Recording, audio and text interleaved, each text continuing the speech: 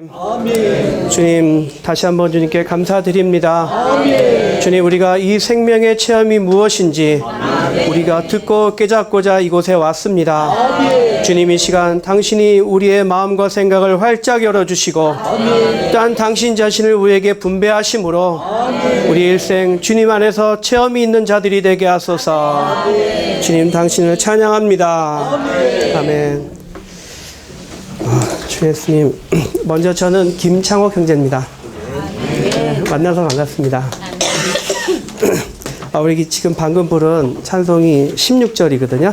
근데 오늘 살펴본 거는 19가지 항목이에요.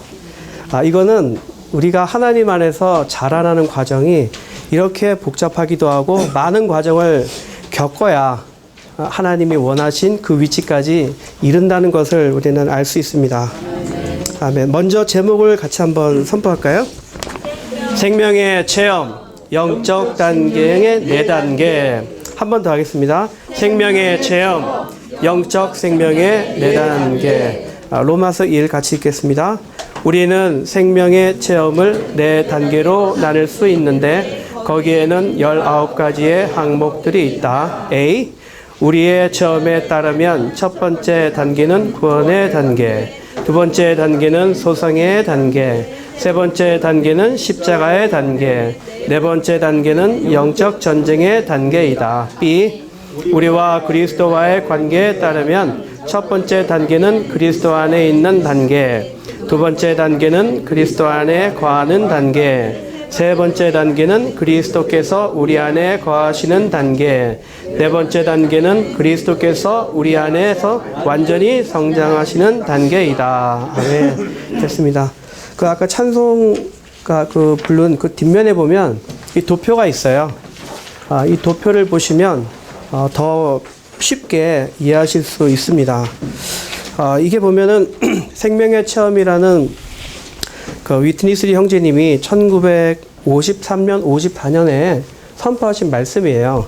근데 이 책이 그 상하권은 나눠져 있는데 거의 600페이지에 해당하는 아주 분량이 많은 책입니다. 그것을 저와 우리 형제님이 이 시간에 그걸 다 아주 깊이 있게 전달해 드릴 수가 없어요. 저희는 어떻게 한 큰 요점 중심으로 하고 나머지 부분은 우리 형제 자매님들께서 그 책을 더 깊이 추구하시면 좋겠습니다. 이 책에 대해서 형제님 뭐라고 하셨냐면 2년에 한 번은 꼭 읽어봐야 될 책이라고 말씀하셨어요. 이 책을 자세히 보다 보면 저도 이 말씀을 준비하면서 내가 과연 지금 뭐가 문제구나, 내가 지금 어느 상태에 있구나를 점검할 수 있는 너무나 좋은 계기가 되었습니다. 그래서 이 책을 더 깊이 추구하시기를 원합니다. 이 19가지 항목이기 때문에 이거를 나눠서 하기로 하겠습니다. 저는 우선 1단계와 2단계 부분 보시면 1번부터 8번까지에 대해서 거기에 더 추가한 부분을 제가 주로 교통하도록 하겠습니다. 아멘. 자, 먼저 로마 숫자 그러면 2번에 한번 읽어볼까요? 시작. 생명의 체험의 첫 번째 단계는 우리의 체험에서 본다면 구원의 단계 혹은 거듭남의 단계라고 말할 수 있다. 그러나 우리와 그리스도의 관계에서 본다면 다만 그리스도 안에 있는 단계이다. 아멘. 제가 말씀한 구절을 빼먹었는데요. 빌립보서 1장 6절에 다 아시는 말씀이지만 여러분 속에서 선한 일을 시작하신 분께서 그리스도의 날까지 그것을 완성하실 것을 나는 확신합니다. 이 말씀은 매우 중요한데 왜 중요하냐면 이 모든 19가지의 단계에 일을 하시는 분은 주님이시라는 거예요. 여기에 우리의 노력, 우리의 결심, 어떤 우리의 의지가 주가 아니라는 거예요. 그래서 우리는 이걸 읽고 이렇게 해야지라고 보다는 주님이 오늘 내 안에서 이런 일을 하고 계시는구나 라고 우리는 봐야 된다는 거예요. 자, 오늘 이제 첫 번째 시작인데 이 첫 번째 단계를 구원의 단계라고 했고 거듭남의 단계라고 했습니다. 거듭남에 대해서는 우리 형제자매들이 너무 잘 아시기 때문에 제가 본 부분에서 이 거듭남을 사실 시작의 단계거든요. 그런데 일반 기독교, 일단 제가 과거에 있었던 그 교파에서도 이 거듭남을 너무나 중요하게만 만들어놨어요. 근데 사실 너무나 쉬운 거거든요. 우리가 거듭나는 방법은 하나님이 정하신 것대로만 하면은 거듭나게 돼 있어요. 주님이 뭐라고 하셨냐면 너희가 마음으로 믿고 입으로 시인하고 침례를 받으면 구원을 받은 거예요. 저는 이거를 과거에 너무나 복잡하게 들어가지고 계속 제 안에서 뭔가 거듭나질 것 같지 않은 그런 제 느낌에 너무 치중하다 보니까 딜레마에 빠졌었어요. 그래서 매해 그걸 계속 물었어요.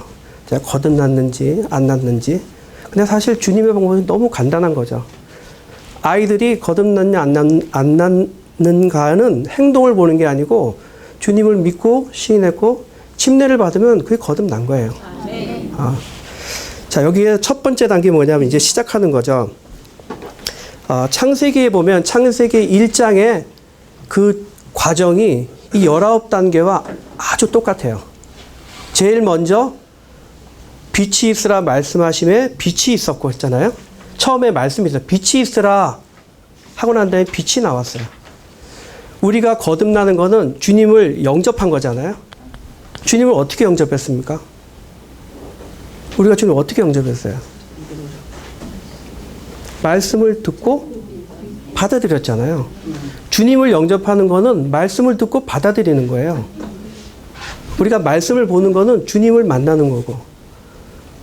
그러니까 우리가 말씀을 본다고 하는 거는 바로 주님을 보고 주님을 영접하고 주님을 누리는 것과 똑같은 의미라는 것입니다. 거듭난 사람은 이 들은 말씀에 대해서 반응하는 사람들이에요. 그 말씀을 단지 머릿속으로 기억하는 것이 아니고 감사합니다. 주님 저를 위해 죽으셨군요. 그 피가 죄를 용서하셨군요. 감사합니다라고 반응하는 게 바로 믿는 거고 그게 주님을 영접하는 거예요. 자, 첫 번째 단계는 뭐냐면 이 거듭남인데 이거는 말씀으로 말씀이신 주님을 받아들이는 거죠. 여기 보면은 설명이 이렇게 되어 있습니다. 거듭남이란 사람의 원래 생명 외에 하나님의 생명을 더 얻는 것을 의미한다. 원래 타고난 생명이 있고 여기에 말씀을 받아들이고 주님을 영접함으로 해서 우리 안에 그리스도가 사시는 게 된 것. 바로 이것이 거듭남이라는 것입니다. 요한복음 3장 3절에 니고데모에게 이런 말하죠. 거듭나지 아니하면 하나님 나라를 볼 수 없느니라. 거듭나는 것은 하나님 나라와 엄청 연관이 있어요. 다만 영생을 얻는 거가 아니고 거듭나지 아니하면 하나님 나라를 볼 수 없느니라. 하나님 나라와 연관이 되어 있어요. 결국은 이 거듭남의 최종적인 끝은 하나님 나라와 연관이 되게 되어 있어요. 자, 이런 관계가 이제 첫 번째 단계입니다. 그 두 번째는 과거를 청산함. 우리가 구원받은 후에 끝내야 할 필요성이 있는 과거의 항목들은 불의한 것, 부당한 것들, 악하고 부정한 것들, 옛생활 방식이다. 거듭나게 되면은 우리 안에 아까 했죠? 빛이 우리 안에 들어온 거예요. 말씀은 곧 빛이시고 그 빛이 우리 안에 들어온 순간 우리에게 더러움이 보이기 시작합니다. 많은 사람들도 일반 교회를 나가기 시작했다, 주님 믿기 시작했다 하면 뭐 술 마시는 분도 술을 안 먹는다 그러고 담배 피시는 담배 끊었다 그러고 뭐 이제 나쁜 뭐 이런 것도 거기 안 간다 그러고 이런 변화가 일어나잖아요. 이게 바로 뭐냐면 빛이 들어왔기 때문에 그래요. 빛 앞에 서 있기 때문에 우리가 더러움이 나타나거든요. 그 세상 사람들은 그 빛을 싫어해요. 자꾸 숨죠. 주님 믿으라고 하면은 자꾸 숨잖아요. 그죠? 그런데 구원받은 사람 특징은 빛 앞에 나가는 거예요. 주님 제가 이렇게 더럽군요. 주님 제가 더럽습니다. 주님 피가 필요합니다. 이게 바로 그리스도인이고 믿는 자라는 거죠. 그래서 우리가 태초에 빛이 있으나 빛이 있은 다음에 어떤 일이 벌어졌죠? 빛과 어둠이 나눠져요. 그죠? 물과 물이 나눠지고 물과 땅으로 나눠지고 이게 바로 뭐냐면 빛이 갖는 역할이에요. 그러니까 이 빛은 바로 말씀이고 그리스도인 것이죠. 그래서 우리는 자연스럽게 과거를 청산하는 삶이 나타나요. 나 이제부터 나 교회 나가니까 이거 하지 말아야지. 이건 사실 빛을 받다고 말할 수 없어요. 근데 많은 경우에 나 이제부터 교회 나가니까 이거 해야지. 이렇게 결심을 하거든요. 그건 정말 참 빛이라고 볼 수가 없어요. 그거는 자칫 잘못하면 종교로 빠질 수 있어요. 그래서 이 빛이 우리에게 강하게 와야 돼요. 왜 이런 일이 왜 생기느냐? 이제 세상 속에 살던 사람이 하나님의 편에 섰기 때문에 이제 빛 가운데 살기 때문에 이러한 자연스러운 과거의 청산이라는 생활이 나타나는 것입니다. 자, 두 번째로 넘어가면요. 로마 숫자 3번. 한번 읽어볼까요? 생명의 체험의 두 번째 단계는 우리의 체험에서 본다면 생명의 소생의 단계라 말할 수 있다. 그러나 우리와 그리스도의 관계에서 본다면 그리스도 안에 거하는 단계이다. 그리스도 안에 거한다는 말은 우리가 그리스도와 교통하며 그리스도를 누리는 체험을 말한다. 아멘. 첫 번째 단계는 구원의 단계라 했지. 이건 좀 굉장히 객관적이에요. 내가 느낌이 없어도 관계없어요. 하나님이 이미 이루셨고 그대로 그것대로 하면 우리가 얻어지는 거기 때문에 어떤 느낌이나 이런 체험이 없는 객관적인 사실에 중점이 있는데 이 두 번째 소생의 단계는 주관적인 체험이 생긴다는 것입니다. 그래서 여기 보면 그리스도 안에 거하는 단계. 그리스도 안에 있는 것과 거하는 것과 차이가 무엇일까? 진리면에 있어서는 이거는 하나로 엮여져 있다고 하지만 체험에 있어서는 나눠져 있어요. 우리가 주님을 알고는 있지만 내 안에서 주님과 함께 무언가를 과정을 겪는 게 없다면 우리는 그냥 그리스도 안에 있는 거죠. 근데 보면 거한다라고 하는 건 뭐냐면 굉장히 어떤 주관적인 의미가 포함되어 있거든요. 난 주님 안에 거해. 이게 뭐냐면 산다는 거잖아요. 집을 사놨는데 우린 이 집에 안 살 수도 있어요. 그래서 거한다고 하는 거는 이 집에 샀지만 이 집에서 산다라는 의미가 있는 거죠. 그래서 이건 굉장히 주관적인 체험으로 들어가는 부분인데 저는 이거를 주님 안에 거하는 소생의 단계를 저는 좀 쉽게 표현해서 관계라는 말로 쓰고 싶어요. 저는 관계라는 말을 개인적으로 굉장히 좋아하거든요. 구원받은 건 뭐냐면 하나님과의 관계가 생긴 거예요. 성경의 많은 단어들을 보면 다 관계와 관련되어 있어요. 교회 생활, 지체와의 관계예요. 그죠? 믿음, 하나님과의 관계예요. 사랑, 사람이든 하나님이든 관계예요. 그래서 그 죄를 지은 자, 특징이 뭐냐? 관계에서 끊어진 사람들이에요. 자꾸 혼자 있으려고 하고, 자꾸 숨으려고 하고. 이게 바로 뭐냐면 죄가 있다는 증거거든요. 근데 하나님은 사람을 만들 때 단체적으로 살 수 있도록 만들어 놨어요. 그게 구원받았던, 구원받지 못했던, 자꾸 모이려고 하는 거예요. 그 본성 안에 있는 거거든요. 이 관계가 바로 회복이 되는 게 이 두 번째 단계, 그리스도 안에 거하는 단계죠. 여기 좀 더 제가 누린 부분은, 우리가 이 관계가 굉장히 중요한데, 하나님과의 관계가 깨지지 않도록 주의해야 되거든요. 근데 주로 많이 깨지는 이유가 뭐냐면 환경 때문에 깨져요. 환경에 묶이면 관계가 깨져요. 쉬운 예로, 베드로가 그 바다를 걸었잖아요. 환경을 보는 순간 주님과 관계가 끊어져 버려요. 그런데 또 성공한 케이스가 있어요. 요셉은 많은 누명을 쓰고 감옥에 갔지만 그는 감옥이라는 환경에 매여 있지 않았어요.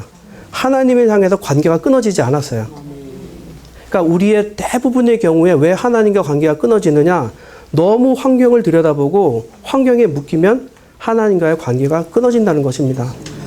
그래서 우리가 그리스도 안에 거하는 비결은 어떠한 환경이 있을지라도 늘 주님을 붙잡고 주님을 의지해야 된다는 것입니다.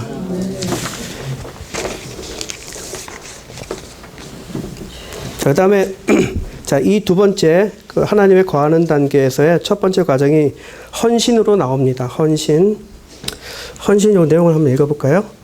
헌신의 근거는 하나님께서 값으로 사신 것이고 헌신의 동기는 하나님의 사랑이며 헌신의 의미는 희생제물이 되는 것이다.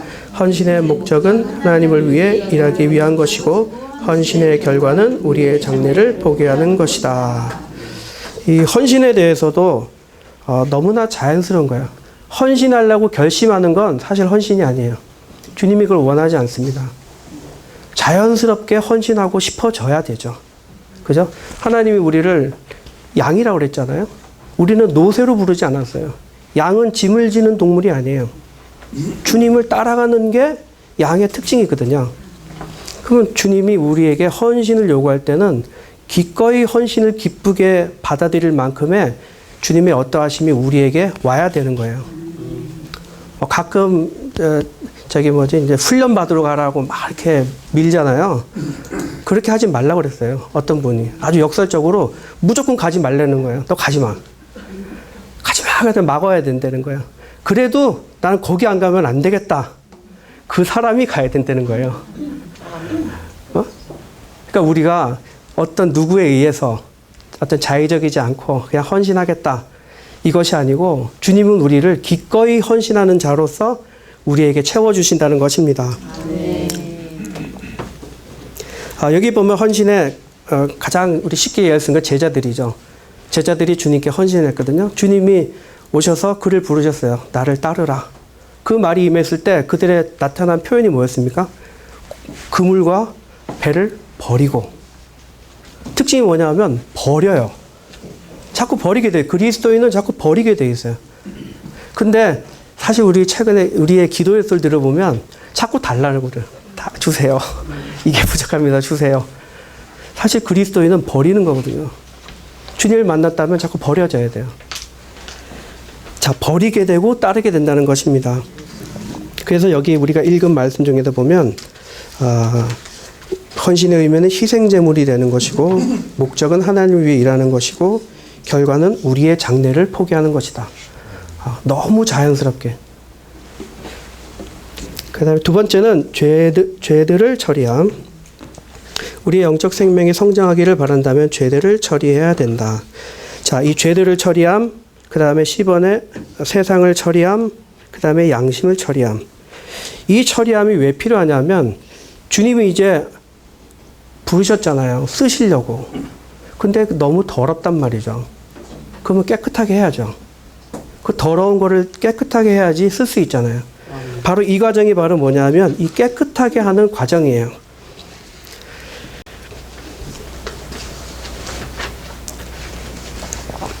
이 죄들을 처리하는 방법에 있어서 주님은 마치 거울과 같이 우리가 보통 어른들은 자녀에게 이거 잘못했잖아. 그리고 빨리 해. 이러잖아요. 근데 주님의 방법은 거울처럼 비춰줘요. 그냥 더러운 걸 딱 보여줘요. 너 더러워 씻거라는 말을 하면 잔소리고 듣기가 싫어요. 근데 내가 더럽다는 거를 내가 딱 보는 순간 우리는 자연히 씻게 되는 거죠. 바로 이 거울이 바로 뭐냐면 말씀이에요. 하나님은 말씀으로 계속 우리를 비춰줘요. 그러면 내가 언젠가 내가 더럽구나를 깨닫게 되면 그때부터는 이 더러운 거에 대해서 씻으려고 하게 되는 거죠. 자, 그러면서 이제 죄들을 처리하기 시작합니다. 죄는 바로 뭐입니까? 하나님과 사람과의 관계를 끊어지게 하는 거예요. 너희가 손을 펼 때 내가 보지 않고 너희가 기도를 많이 할지라도 내가 너희 소리를 듣지 않겠다. 그 이유는 너희 손에 피가 가득함이라. 하나님과 관계가 깨진 거는 사람과의 관계가 깨진 거는 죄 때문에 깨졌다는 것입니다. 그 죄는 바로 내 안에 있어요. 그거를 주님이 계속 보여주시고 그 죄에 대해서 자백하고 그 피로써 씻어서 다시 하나님과의 관계가 형성되기를 원하신다는 것입니다. 이러한 과정을 계속 주님께서 풀어가시면서 세상을 처리하는데 세상을 하면 보통 그 관념이 더러운 세상, 뭐 타락한 세상 이렇게 말하잖아요. 근데 사실 저 같은 경우는 세상이 사실 너무 재밌어요. 저도 뭐 가끔 어떻게 하다가 유튜브 같은 거 보면 계속 보게 돼요. 너무 재밌어가지고. 애들 뭐 게임하는 거 보면 막 뭐라고 했는데 사실 세상은 너무 재밌어요. 사실 더럽게 보이지가 않아요. 그런데 이거를 이 생명의 체험의 책에서 뭐라고 했냐면 죄는 흰 세마포 옷에 묻은 검은 잉크와 같지만 세상은 여기에 수놓아진 아름다운 꽃과 같다 그랬어요.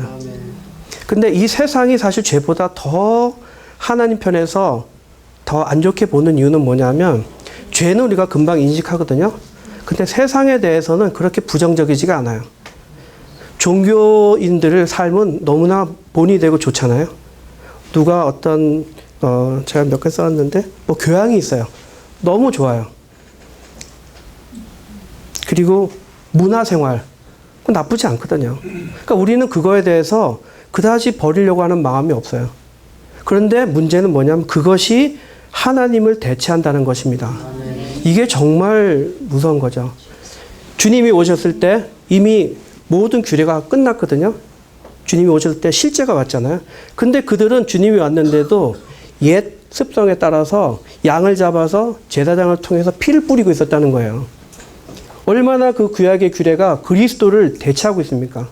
그리스도를 못 만나게 하는 거거든요. 세상이 그리스도를 못 만나게 하는 거예요. 그 즐거움으로, 재밌는 것으로, 그 좋은 것으로. 그래서 우리는 이 세상이 우리 안에서 처리돼야 되는 것입니다.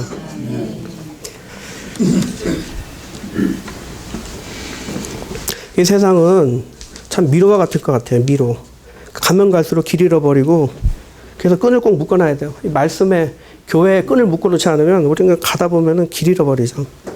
자, 그 다음에 양심을 처리함.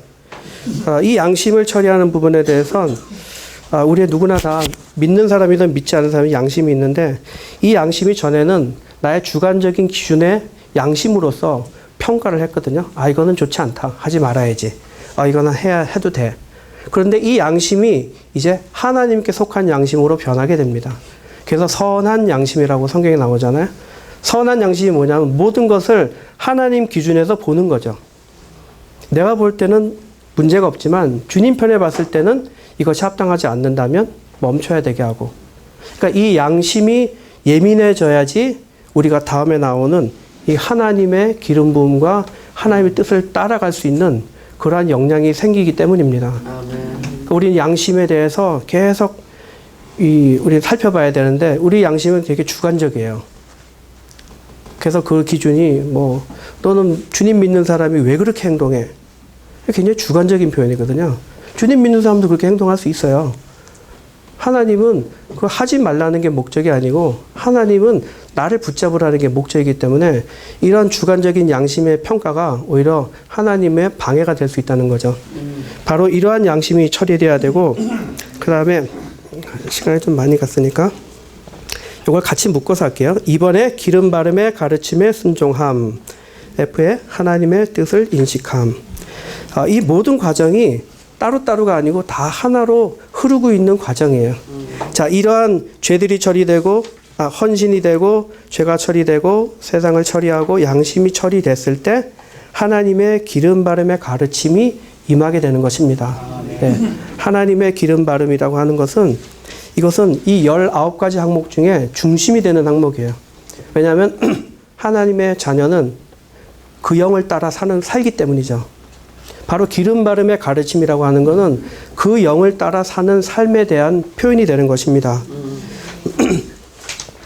이것은 우리가 처음에 거듭난 것처럼 한 번으로 끝나는 것이 아니고 우리가 이 땅에 살 동안 그 끝까지 계속 우리는 이 과정 속에 살게 되는 것입니다. 이것은 바로 기름 바름이라고 하는 것은 하나님의 것으로 계속 분별시킨다는 거예요. 이건 내 거야. 그래서 구약에 보면 왕이든 신원자든 제사장이든 아니면 성소의 기물이든 계속 기름을 발라요. 이건 뭐냐면 하나님의 성분이 그에게 들어가서 그와 더불어 하나가 되는 것을 표현하는 거예요. 이 기름 바름이 있어야 그들은 봉사를 할 수 있어요. 그러니까 하나님의 임재와 하나님의 교통과 하나님의 요소가 우리에게 있어야지만이 우리는 하나님과 함께 갈 수 있고 특히 하나님으로부터 쓰임을 받을 수 있게 된다는 것입니다. 그 기름 바름은 참기름처럼 이렇게 쭉 흐르는 게 아니에요. 이 연고와 같아요. 연고. 연고는 발로는 흐르지 않잖아요. 계속 문대야 되거든요. 계속 스며들 때까지. 그러니까 하나님은 끊임없이 우리 안에서 계속 그분의 성분이 스며질 때까지 계속 문대고 계시는 거예요. 그래서 우리가 이렇게 스며들 때에 우리는 하나님의 뜻을 인식하게 되는 것입니다.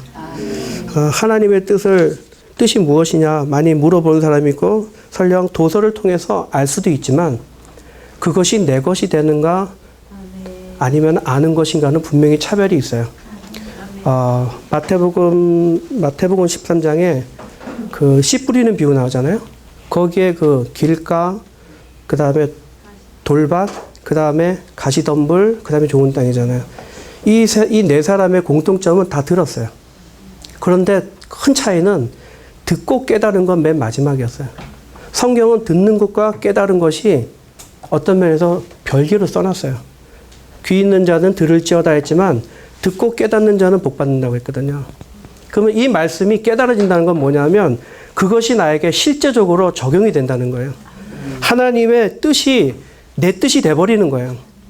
아, 이게 하나님 뜻이구나. 이게 아니고 그것이 내 인생의 목표야. 난 저렇게 살아야 되겠어. 저거를 이루고 싶어. 이게 바로 깨닫게 된 거죠. 이게 뭐냐면 빛이 우리에게 임한 겁니다. 그래서 제가 처음에 이 모든 일은 하나님이 하시는 거라고 말씀드렸잖아요. 하나님이 하시는 거예요. 하나님이 우리 지으실 때 그릇으로 지었거든요. 그릇이라고 하는 거는 용도는 채우는 거예요. 그릇으로 못질을 하던 그릇으로 뭐 다른 게 아니고 다만 그릇은 채우는 역할만 하는 거예요. 우리는 주님 안에 머물 때, 그 말씀 안에 머물 때 우리는 이러한 변화들이 우리 안에서 주님이 자연적으로 일해 나가심으로 하나님의 뜻을 성취할 수 있는 그런 사람이 되게 하신다는 것입니다. 날마다 정말 주님 안에 머물러서 이런 체험을 하기 원합니다. 교통하신 거 이어서 조금 보면은 1단계, 2단계는 그리스도 안에 있고 그리스도 안에 거함이 있었습니다. 1단계가 있고 자 3단계, 4단계는 우리와 그리스도의 관계를 한번 읽어볼까요? 그리스도께서 우리 안에 거하심. 4단계는 그리스도께서 우리 안에 완전히 성장하심. 우리 1단계, 2단계는 여기 주어가 빠졌지만 만일 주어를 넣는다면은 우리가라고 넣을 수 있습니다. 우리가 그리스도 안에 있고 우리가 그리스도 안에 거하고. 근데 이제는 3단계, 4단계는 주어가 바뀌어요. 주체가.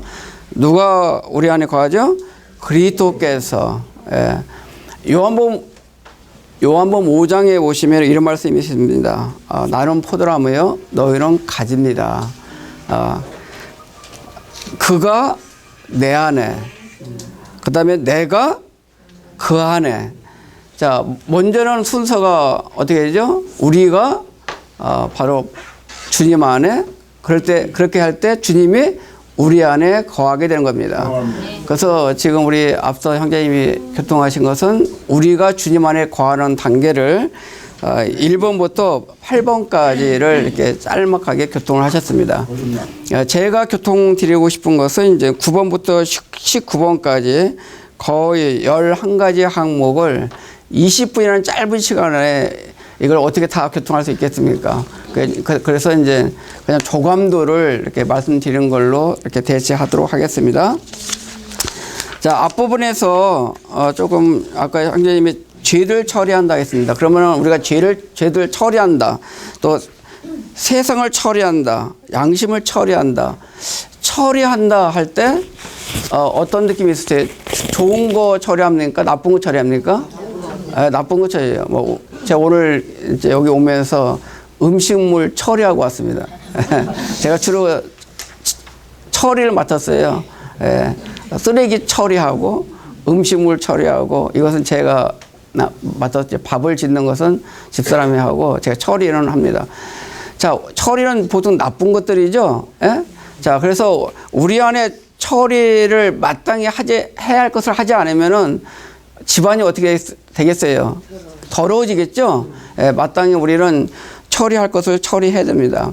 근데 죄를 처리한다 할 때 어떻게 그 많은 죄들을 다 기억해서 처리하겠어요? 지금까지 우리가 살아오면서 많은 죄를 졌을 거 아니에요. 그렇죠? 저를 포함해서. 그러면 그 주님 앞에 기억해 달라고, 다 옛날부터, 어려서부터 지은 죄를 다 생각해서 처리하는 것이 아니라, 여기서 죄를 처리하는 것은 주님과 교통 안에 있을 때, 주님과 기도 가운데 있을 때 주님이 빛비춰 주신 그것을 처리하는 겁니다. 이해하시겠죠? 그래서 죄를 처리하는 것은 우리가 범한 온갖 범죄 사실에 근거를 두는 것이 아니라 바로 주님과의 교통 중에 갖게 되는 의식 가운데 있는 죄들을 처리하는 것입니다.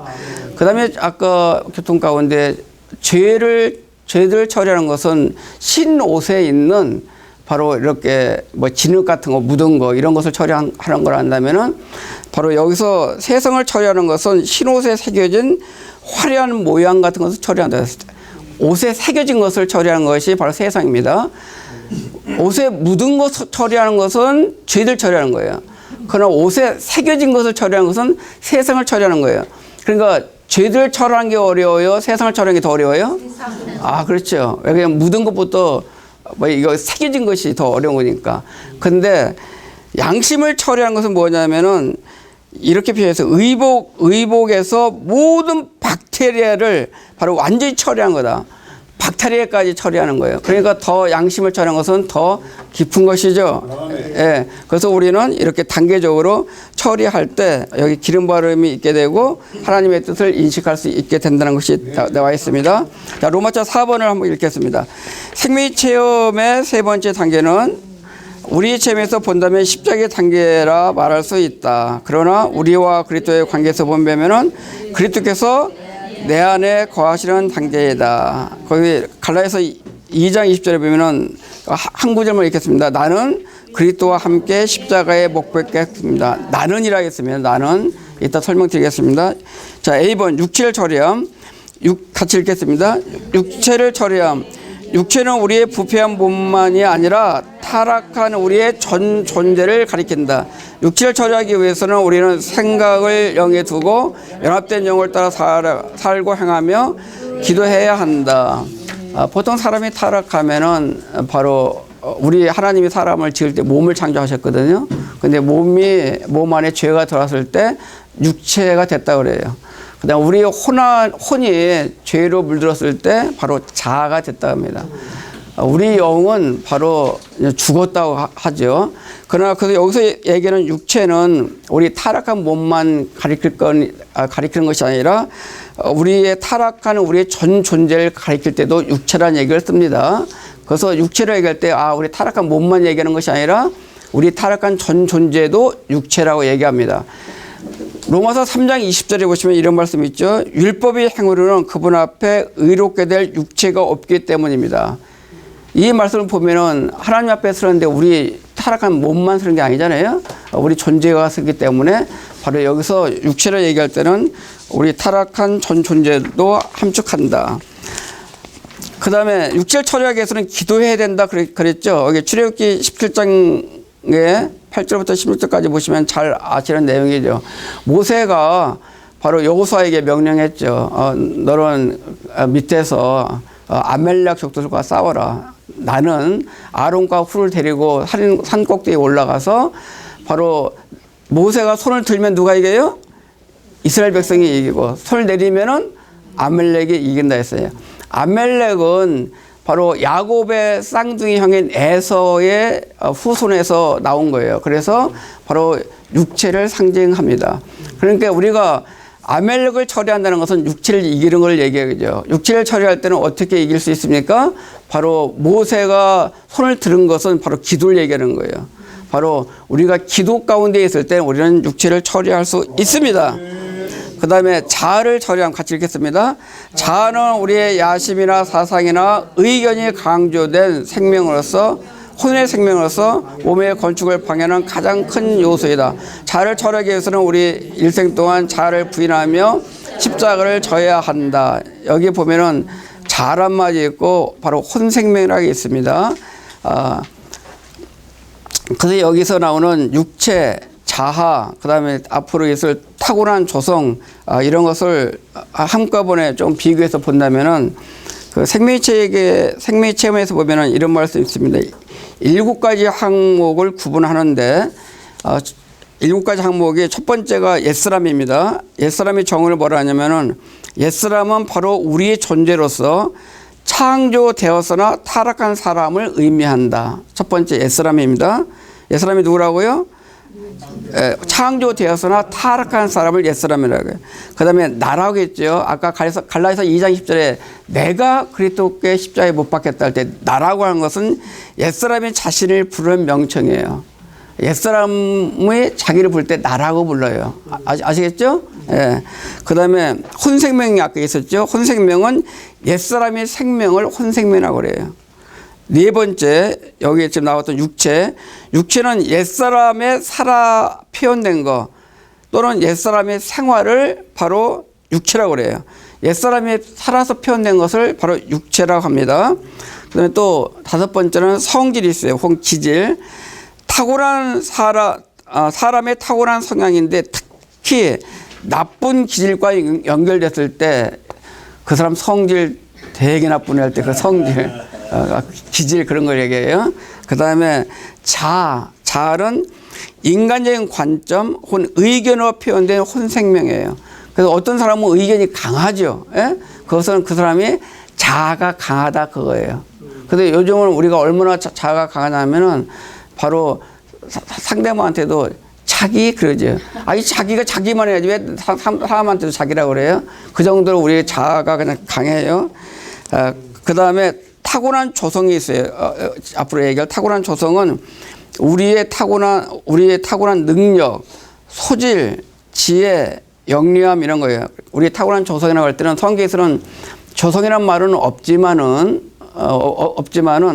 우리의 타고날 때부터 가졌던 육체라든가 우리의 혼적인 능력, 영리함, 지혜, 뭐 똑똑함 이런 것들을 바로 성경에서는 있는 말을 우리가 어떻게 표현하냐면 타고난 조성이다 그렇게 표현하고 있습니다. 그래서 자아는 특별히 의견으로 표현되는 거예요. 의견. 그래서 우리가 자아를 처리한다는 얘기는 바로 의견을 내세우는 것을 우리가 이걸 처리하는 거예요. 어떤 사람은 얘기하면은 의견 내는 사람이 있어요. 예, 카톡 이렇게 얘기만 하면 의견 내요. 그것은 아주 자아가 처리되지 않은 거예요. 그렇죠? 그것은 우리가 좋은 의견도 마찬가지예요. 마태복음 16장에 있었던 베드로가 주님이 십자가에 죽으신다 하니까 주님이 죽으신다니까 베드로가 어떻게 했죠? 말렸죠? 그러면 여러분들 그 좋은 거예요? 나쁜 거예요? 좋은 거잖아요. 아유, 죽으신다니 죽지 마시라고 하는데. 근데 주님은 뭐라 했어요? 그 칭찬한 게 아니라 사탄아 그랬잖아요. 그것이 바로 베드로를 통해서 표현된 자아입니다.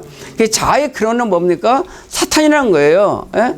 우리가 의견은 자아로 나타나는데 그 나타나는 의견의 뿌리는 뭐냐? 사탄이라는 거예요. 그러니까 주님은 바로 베드로한테 의견이 표현됐다 이렇게 하지 않고 자아가 왜 표현됐냐 이렇게 하지 않고 사탄아 그랬어요. 예. 그래서 우리가 의견을 나타내는 것은 자아의 표현인데 이 자아는 이게 사탄의 체현이라고 그래요. 그러니까 아주 무서운 겁니다. 그러나 우리는 쉽게 교회 생활 가운데 어떤 봉사 같은 거 할 때 이래서는 안 되잖아요. 이렇게 해야 되잖아요. 막 그렇게 하죠. 여러분 여기 계신 분들은 말고, 이렇게 해서는 안 되잖아요. 저렇게 해야 돼요. 그렇잖아요.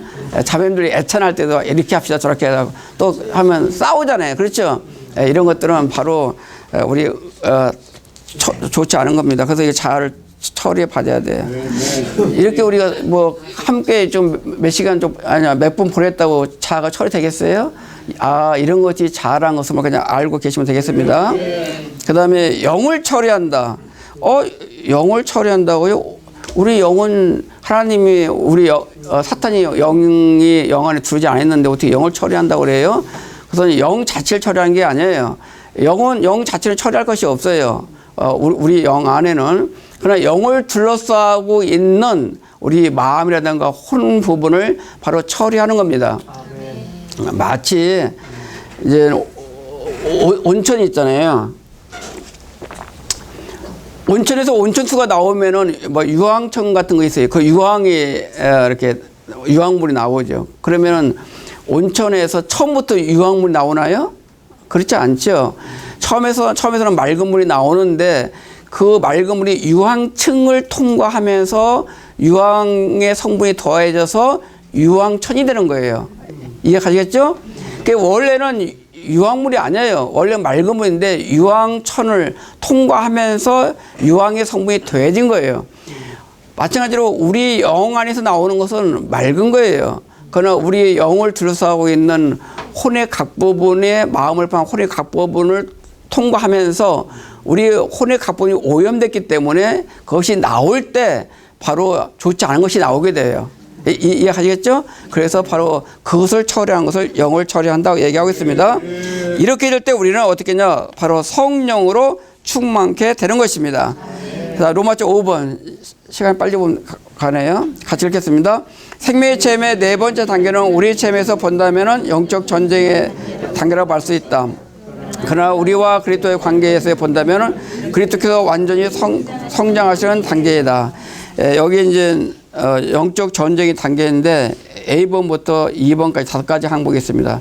자, 몸을 인식하는 거예요. 자, 영적 전쟁은 개인의 문제가 아니라 무슨 문제라 했죠? 몸의 문제예요. 영적 전쟁을 하기 위해서는 반드시 몸을 알아야 된다 했어요.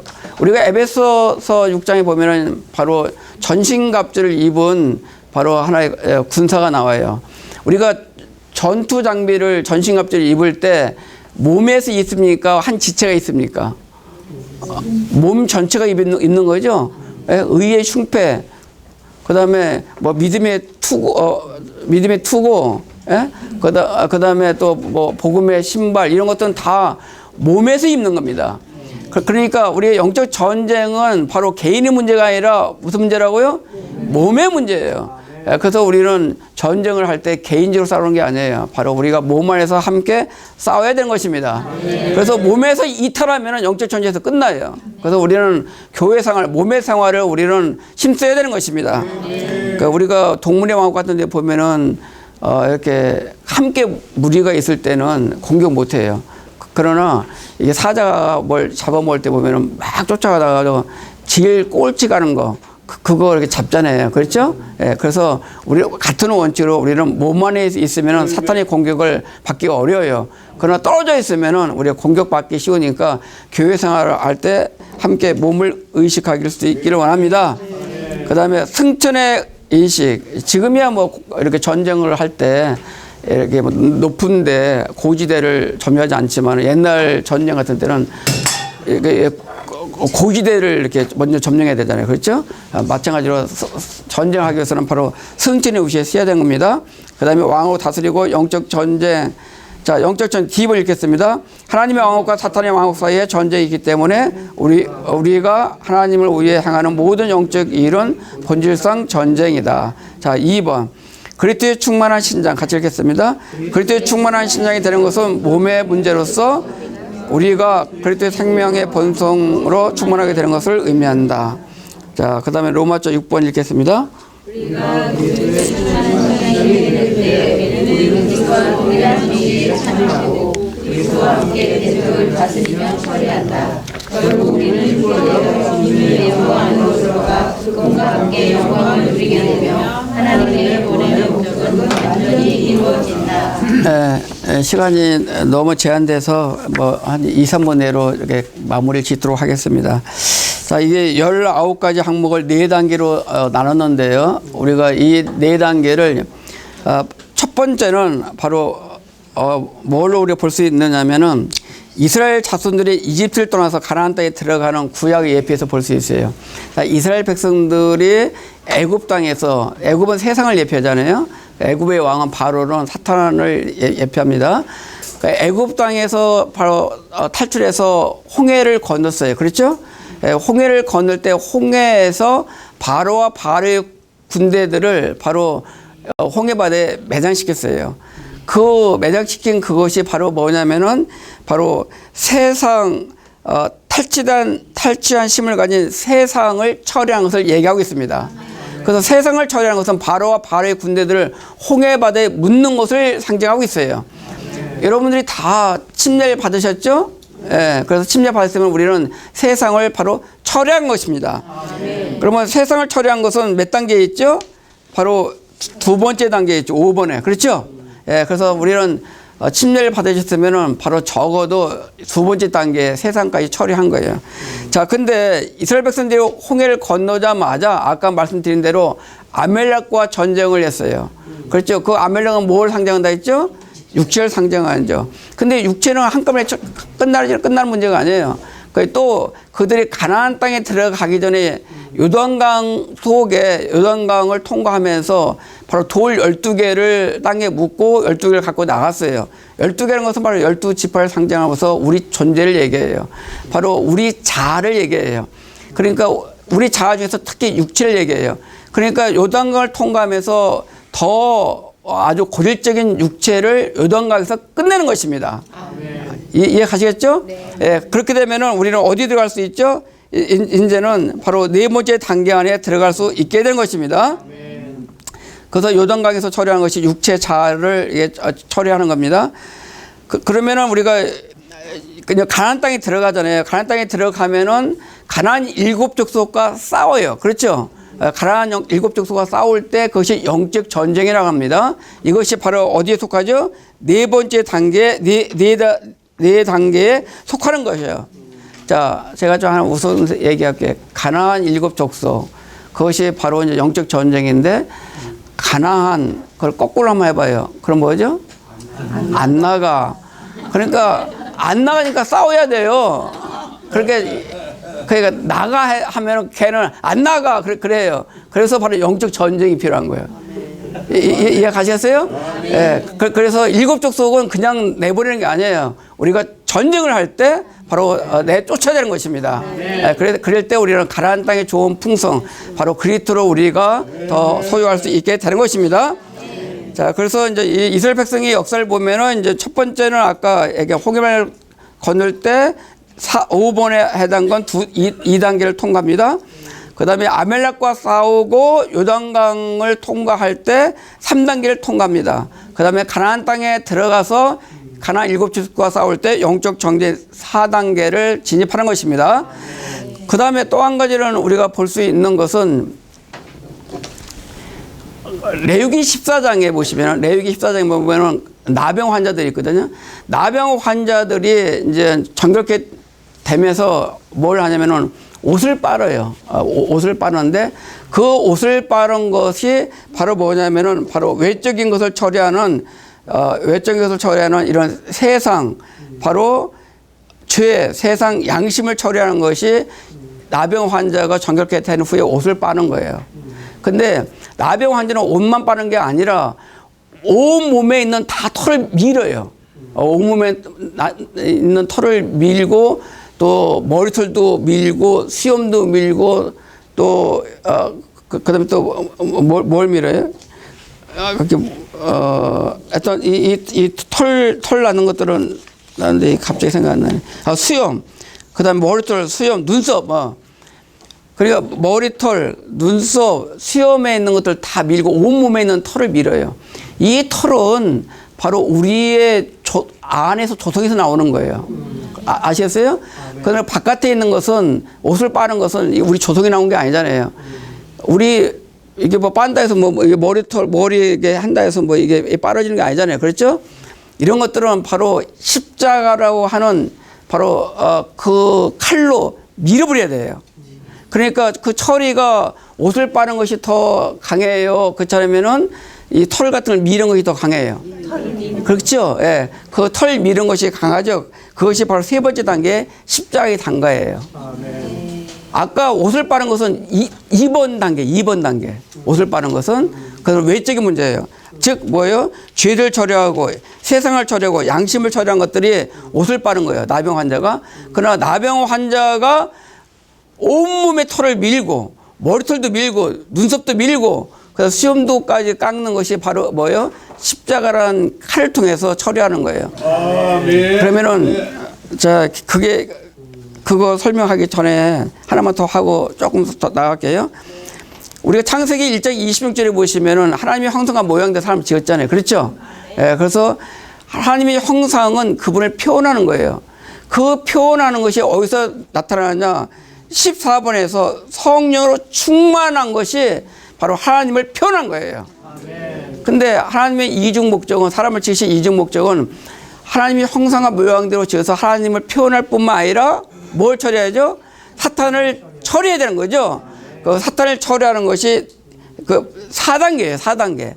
그래서 1단계부터 3단계까지는 바로 사람의 피를 채우는 거예요. 그러나 4단계는 사탄을 처리하는 것은 하나님의 필요를 채우는 거예요. 그래서 우리는 3단계까지만 다 돼서 성령이 충만했다 해서 끝! 그것이 아니라 우리는 하나님이 우리를 구원하신 목적을 아셔야 돼요. 아시겠어요? 우리 이제 양계장에 보면은 양계장 주인이 새벽 일찍 일어나서 닭한테 모이도 주고 물도 주니까 닭이 생각하기를 우리 양계장 주인은 나를 되게 사랑하는가 봐 그렇게 해요. 왜 물 주고 왜 그거 모이 줘요? 목적이 있어서 그렇잖아요. 여러분들 출애굽에서 출애굽에서 건너게 하고 가나안 땅에 들어가도록 해서 목적이 있는 거 아니에요? 어떤 목적? 하나님의 목적인 사탄을 처리하도록 하기 위해서. 그래서 여러분들이 바로 3단계까지 전진을 하지 말고 여러분 4단계에 들어가기를 원하십니까? 4단계까지 들어가셔야 돼요. 그 다음에 지금 우리가 발상체 끝나야 되는데 이것만 조금 얘기하고 끝낼게요. 아까 머리털 저기 처리한다 했죠? 머리털. 그래서 머리털은 뭐냐면은 이런 것들이 머리털이에요.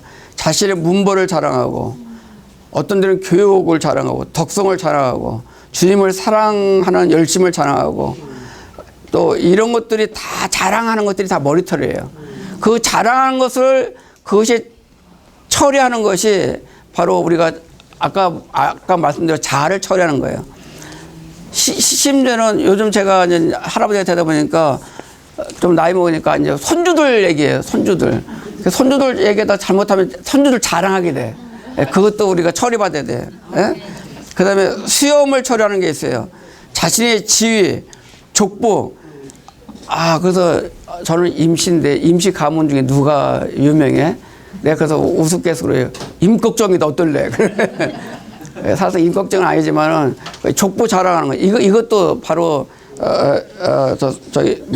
수염이에요. 이런 거.